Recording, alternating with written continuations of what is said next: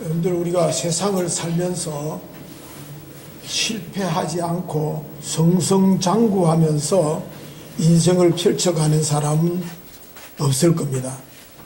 누구나 실패도 하고 누구도 뜻하지 않는 위기를 당하기도 하고 좌절을 경험하기도 합니다. 넘어지기도 하고 시행착오를 겪으면서 살아가는 게 인생입니다. 나만 겪는 고통이라, 나만 겪는 어려움이라고 생각하는데 알고 보면은 다 어렵습니다. 근데 문제는 그때마다 어떻게 대처하느냐, 일어서느냐, 아니면은 주저앉느냐, 그것이 그분의 인생을 가늠하는 인생이 됩니다. 여러분들, 성경을 우리가 보면서 여리고성의 사건과 아이성의 사건이 두 사건이 나옵니다. 그런데 우리는 보통 아이성의 사건을 우리는 떠올리기보다는 여리고성의 전투를 떠올립니다. 굉장히 멋있잖아요. 아무것도 무기도 없이 그냥 여리고성을 뺑뺑만 도는 거예요. 뺑뺑만 돌았더니 하나님의 전적인 도움으로 견고한 여리고성이 무너진 겁니다. 자, 이 여리고성이 무너진 사건을 저와 여러분들의 삶으로 적용한다면은 뭔가 조금은 우리 일상과는 거리가 조금 먼 듯한 기적이라고 봅니다. 반면에 아이성의 싸움은 우리의 일상 삶 속에서 경험할 수 있는 사건이라고 봅니다. 왜냐하면은 실패한 후에 승리로 이끄는 사건이기 때문에 우리에게는 조금 더 와 닿는 듯 합니다. 사람은 넘어집니다. 그러나 일어서면 된다라는 것 잘 알고 있습니다. 일어서면 된다라는 거죠. 그래서 회자되는 말 가운데 실패는 성공의 어머니다. 넘어졌다가 일어서 본 경험이 있는 사람들이 하는 말입니다. 마찬가지입니다. 신앙생활이라는 것도 여러분, 우리 앞에 꽃길만 걷는 게 아닙니다. 신앙생활 하면 끝없이 나락으로 떨어질 때도 있고 고난이 있기도 하고 좌절을 겪기도 합니다. 근데 문제는 일어서느냐 주저앉는 자에 거기에 달려 있습니다. 마이클 잭슨이라는 사람 여러분들이 잘 아실 겁니다. 그런데 저는 그분의 노래에 대해서는 전혀 모릅니다. 그분이 무슨 노래를 히트 쳤는지는 모르는데 마이클 잭슨 하면은 춤추는 게 생각납니다. 여러분들이 마이클 잭슨의 대표적인 춤이 문워킹이라 해가지고 분명히 걷는 것 같는데 제자리에 있습니다. 제자리에서 추는 춤이죠. 제가 그걸 가끔 한 볼 때마다 신앙생활도 혹시 저럴 수 있겠다. 신앙생활 하긴 하는 것 같은데 항상 제자리에 머물러 있는 신앙이 아닌가. 제가 목회를 지금 30년 넘게 하지만은 제자리 걸음을 하고 있지 않은가, 그렇게 생각해 보기도 합니다. 신앙이라는 것은 다시 일어나서 저천성을 향해 나아가는 것, 주저앉아 있거나 제자리 걸음 하듯이 하는 게 아니라는 거죠. 그러므로 저는 오늘 우리의 믿음이라는 것은 누구나 쓰러질 수도 있고 넘어질 수 있는데 다시 일어서는 것, 이걸 우리가 7전8기라고 그러잖아요. 7번 넘어지더라도 8번째 일어난다라는 이 말씀을 우리의 신앙으로 좀 가져다가 함께 생각하면서 은혜를 받기를 원합니다. 자, 여러분들 7전8기의 신앙의 원동력이 뭘까? 저는 말씀을 품고 있는 사람, 말씀을 붙들고 있는 사람, 말씀에 얽매여 사는 사람, 이런 사람은 복음 능력이 뛰어나서 넘어지더라도 뻘떡 일어나는 것입니다. 여러분들이 이스라엘 백성들이요, 여리고 성은요, 아이성에 비하면은요, 엄청난 성입니다.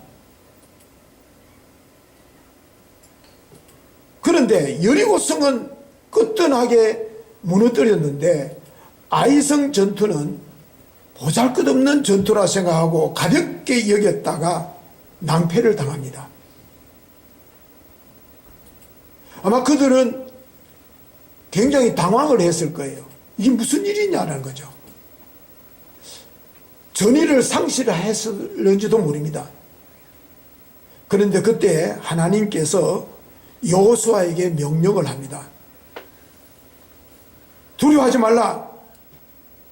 놀라지 말고 다시 군사를 데리고 아이성으로 올라가라고 말씀합니다. 그들은 하나님의 말씀을 품고 다시 일어납니다. 그 하나님의 말씀을 들을 수 있는 기가 있었기 때문입니다. 우리가 넘어져도 다시 일어날 수 있는 것은 우리 가운데 하나님의 말씀이 있기 때문입니다. 그래서 많은 사람들이 좌절을 경험하고 실패를 경험했는데 다들 들어보면은 하나님의 말씀, 그 말씀에 의해서 다시 일어서는 고백들을 많이 듣습니다. 저도 구구절절히 하나님의 말씀들이 그때그때마다 저를 일으켜 주신 말씀들이 있었습니다. 여러분, 사울과 다윗에게는 결정적인 차이가 있습니다. 어떤 차이냐면은 다윗은 범죄를 하든지 안 하든지 간에 언제나 그 주변에는 말씀을 건네주는 선지자들이 있었습니다. 사무엘 선지자도 있었고 나단과 갓이라는 선지자들이 그때그때마다 적절하게 하나님의 말씀을 건면해주고 전해주기도 합니다. 그래서 다윗은 넘어져도 그 말씀 붙들고 다시 일어섭니다. 반면에 사울에게는 말씀을 공급해주는 선지자가 없었습니다. 있긴 있어도 선지자의 음성을 듣지 않습니다. 뿌리쳐버립니다. 그러니까 그는 넘어질 때 다시 일어나는 복원력을 잃어버리고 결국은 버림받은 인생이 되어버립니다. 여러분들 오뚜기라는 인형이 있지 않습니까? 제가 어릴 때 하도 신기해서 그걸 뜯었다고 혼이 난 적이 있습니다. 우째 가지고 이게 바로 서나 좀 애나 어리니까 잘 모르잖아요. 뜯어보니까 그 밑에 쇳덩어리가 하나 딱 붙어 있더라고요. 원리는 간단합니다. 무게 중심의 아래에 두어서 넘어지더라도 다시 일어설 수 있도록 복원력을 극대화한 것이 오뚜기 인형입니다. 그렇습니다. 우리의 중심에 하나님의 말씀을 두고 있으면은 넘어지고 자빠지더라도 다시 일어날 줄로 믿습니다. 여러분들이 목회를 크게 두 가지로 구별하는 사람이 있어요. 하나는 뭐냐면은 수리 목회와 정비 목회라고 그래요. 그게 거기지만은 수리 목회라는 것은 신방을 해서 함께 울어주고 위로해주고 건면해주고 상담도 해줍니다. 그러다가 근본적으로 정비를 해야 되겠다 할 때는 그때가 필요한 게 뭐냐면은 성경 공부입니다. 설교 말씀입니다. 여러분들이 하나님의 말씀이 말씀으로 들려지면은요, 고장나도, 인생이 고장나고 실패해도 다시 정비가 되어서 일어나게 됩니다. 그런데 하나님의 말씀이 자꾸 닫혀집니다. 성경 공부하자 하면은 안 하려고 합니다. 내가 지금까지 알고 있는 지식만 해도 그게 아니거든요. 내 중심에 하나님의 말씀이 자리 잡도록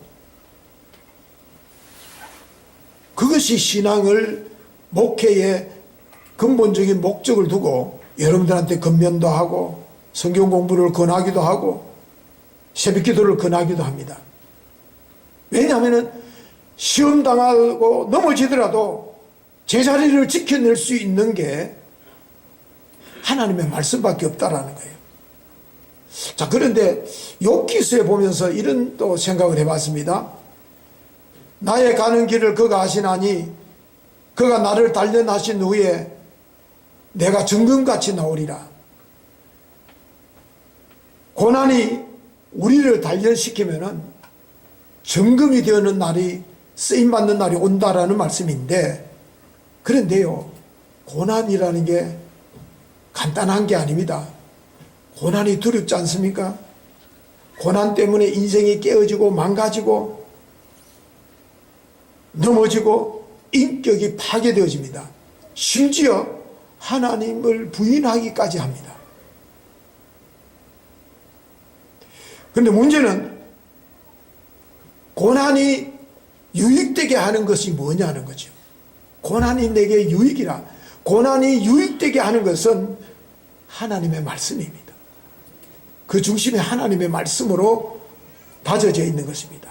그래서 하나님의 말씀이 자리 잡고 있는지, 아니면 아직도 내 경험과 내 의지를 더 신뢰하고 살아가고 있는지. 하나님의 말씀을 품은 사람은요, 고난이 정금되게 하는 능력이 있습니다. 고난은 당하면 당할수록 내게 유익이라. 왜? 내게 불순물, 세상에 덕지덕지 경험되어지고 인식되어졌던 것들이 다 씻어내고 태워버리고 내 삶을 우울하게 하고 내 삶을 부정적이게 하는 그런 것들이 고난을 통해서 다 불태워버리고 남는 것은 정금이라는 거예요. 남는 것은 믿음이래요. 그러나 자기의 지식이나 경험에 매여서 신념으로 살아가는 사람은 고난이 오면 다 죽습니다. 몰입돼 버립니다. 그러므로 고난을 두려워하지 마십시오. 넘어지는 것을 두려워하지 마십시오. 우리에게는 하나님의 말씀이 있지 않습니까? 하나님의 말씀을 붙드십시오. 하나님의 말씀을 들을 수 있는 귀가 열려달라고 기도하십시오. 대신방 때 여러분들 가정마다 건면해 주신 말씀들이 한쪽 귀를 듣고 흘러버리는 경우가 되지 않도록 올려주신 말씀으로 오뚜기처럼 일어서는 우리 모두가 되어서 정말로 다시 시작하는, 다시 출발하는 그런 은혜가 여러분들 가운데 있기를 바랍니다. 두 번째입니다. 이 직전팔기의 신앙은 매복의 능력을 사용하는 것이다. 매복의 능력. 이 매복이라는 것은 하나님께서 이제 여호수아에게 가르쳐 줍니다. 용사 300명을 뽑아 밤에 보내어 성읍 뒤로 가서 성읍을 향하여 매복해라. 5,000명을 택하여 성읍 서편 베델과 아이 사이에 매복시키라. 하나님께서 병력을 숨기는 방법으로 전쟁에 임하도록 전술을 가르쳐 주신 겁니다. 적은 숫자로 최대의 효과를, 능력을 발휘할 수 있는 것, 그게 매복의 능력이라는 거예요. 적은 능력으로 크게 사용하는 가속의 힘을 붙게 하는 게 매복의 능력이라는 겁니다. 그래서 적은 숫자로 아이성을 함락하는 전술을 하나님께서 지금 가르쳐 주는 거예요. 이 가속의 힘, 여러분들 그 가속의 힘이라는 게 예를 들자면요, 엘리야가 갈멜산에서 바알의 선지자들과 격투를 벌이잖아요. 거기서 보기 좋게 승리를 이끌어냅니다. 그런데 그 여세를 몰아서 엘리야가 이세벨과 그의 일당들을 몰아붙였으면 되는데 그러면 거기서 끝내버립니다. 그 힘을 거기에서 그냥 놓아버립니다. 그 여세를 몰아서 사역에 힘을 썼더라면 이스라엘 전체가 회개운동이 일어났을 텐데 잠시 방심하는 사이에 그 가속의 힘이 떨어져 버린 거예요. 그러자 이세벨이 나서서 엘리야를 죽이려고 하니까 그만 도망자로 전락해서 도망쳐버립니다. 그리고는 하나님 앞에 나를 죽여달라고 원망을 합니다. 이 믿음의 힘, 이 가속의 힘이라는 게 우리 모두가 힘들고 어려울 때 지녀야 될 능력입니다. 여러분, 도움닫기 하는 사람 있잖아요. 그 뭐라 합니까? 멀리 뛰기라고 합니까? 쫓아가서 탁 뛰는 사람. 옛날 카일 루이스가 뭐 굉장히 그 멀리 뛰었는데 7m인가 뭐 뛰었는데 그 제자리에서 뛰는 거는 아무리 뛰어봤자요 2m가 전후입니다. 다른 것은 뛰기는 뛰는 건데 가속을 힘을 의지해서 뛰는 거하고 자기 힘으로 뛰는 거하고 다르다는 거죠. 힘을 집중해서 적재적소에 발휘하게 되는 것, 그게 가속의 힘입니다. 반면에 적으로 하여금 드러나도록 자만에 빠지도록 하는 게 내복의 전술입니다. 아무리 정예 군사라 할지라도 교만하면은 자만하면은 오합지졸이 됩니다. 전력이 분산되어 버립니다.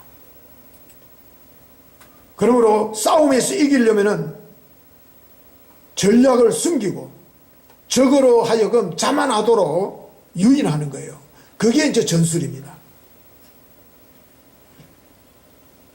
그래서 여호수아서에 보면은 오히려 그들은 아이성의 전투의 실패가 그들의 큰 경험으로 다가오게 됩니다.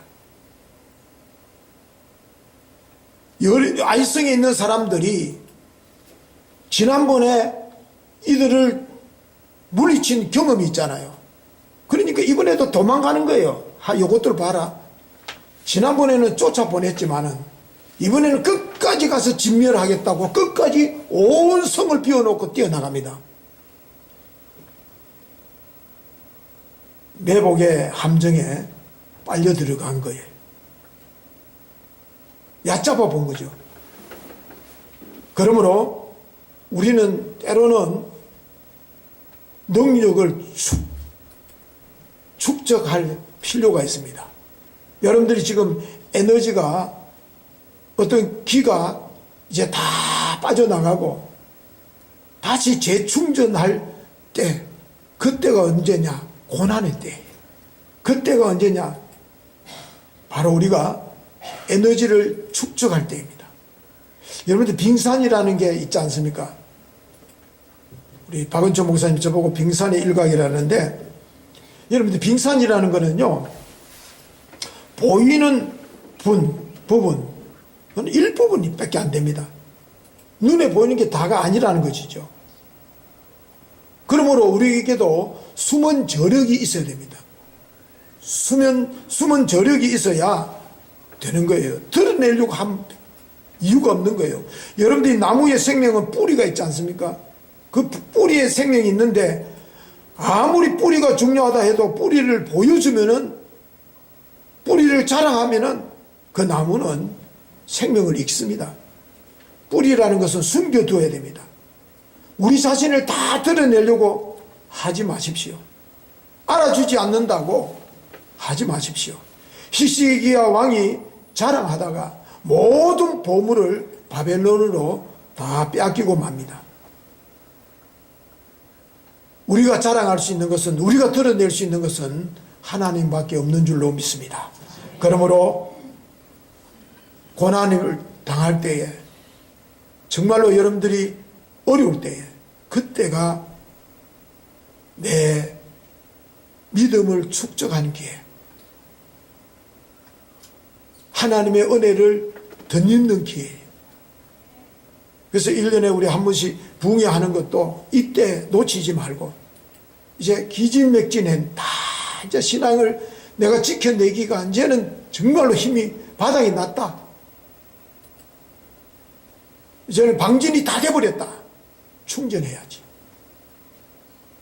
나를 다시 한 번 더 충전해서 다시 한 번 힘을 발휘할 수 있는 그런 저력을 가지는 이번 기회가 될 수 있기를 바랍니다.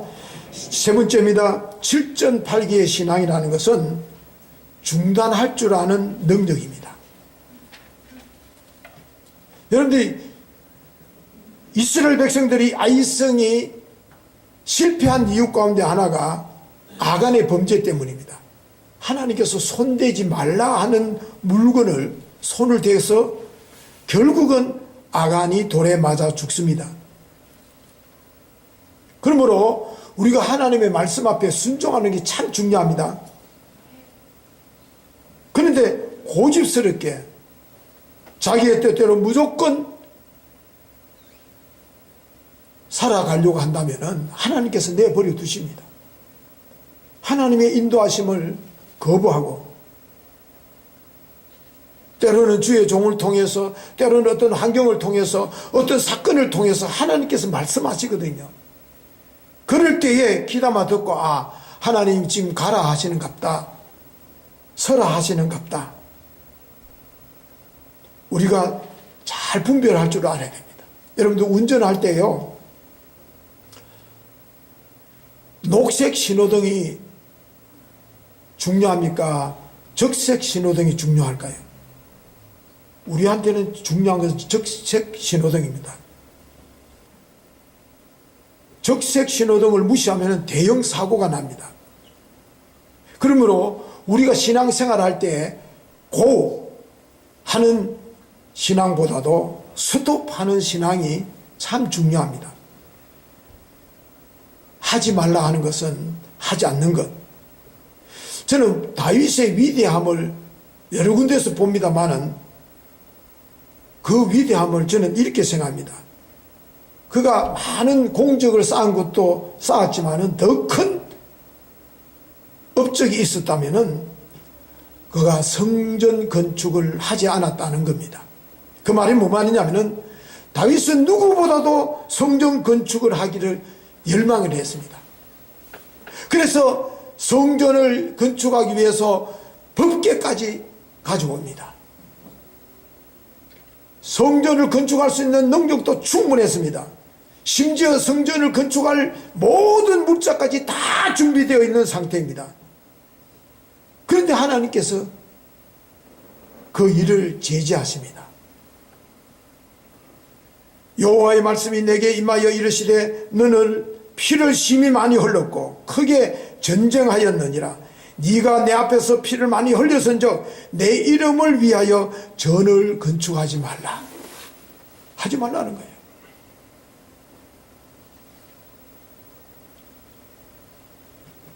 근데 다윗은 아무 말 하지 않냐고 멈춥니다.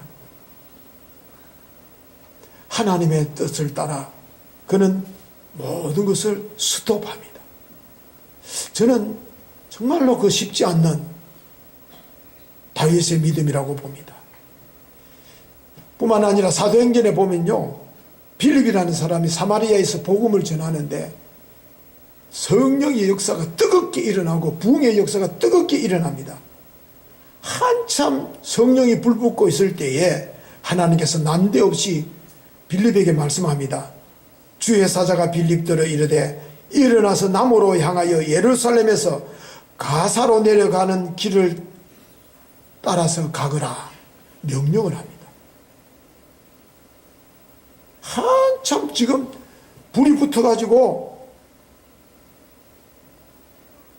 부흥의 역사가 일어나는데 중단하고 떠나라는 겁니다. 이때 빌립은 말없이 하나님의 명령을 따라서 떠납니다. 그러므로 여러분들, 우리가 믿음의 사람들은 지금 내가 고할 때인지 스톱할 때인지, 지금 기다려야 될 때인지 저지러야 될 때인지, 우리가 이것을 구별할 줄 알아야 됩니다. 믿음이 없으면요, 분별이 잘 안 됩니다. 믿음이 있어야 중단이 됩니다. 안식일날 장사하지 않고 문 닫는 것, 세상의 즐거움을 포기하는 것, 12조 생활하는 것, 이 모든 것들 어렵습니다. 그러므로 우리 여러분들, 하나님이 가라 하시는 고의 명령도 중요하지만은 서라 하는 이 스톱의 명령을 우리가 더 중요하다라는 것. 펄펄 뛰고 움직이는 것도 중요하지만은 중단하면서 하나님의 때를 기다릴 줄 아는, 하나님의 인도하심을 바라볼 줄 아는, 그럴 때 더 강력한 에너지가 하나님으로부터 주어질 것입니다. 그러므로 여러분, 이제 말씀을 정리하면요, 문제는 다시 일어설 수 있는 길은요, 중심에 하나님의 말씀을 품는 거예요. 하나님의 말씀을 붙드는 거예요. 내 지식, 내 경험이 아니라는 거예요. 하나님의 말씀을 품기만 하면은 어떤 상황에서도 일어설 수 있는 길이 있습니다.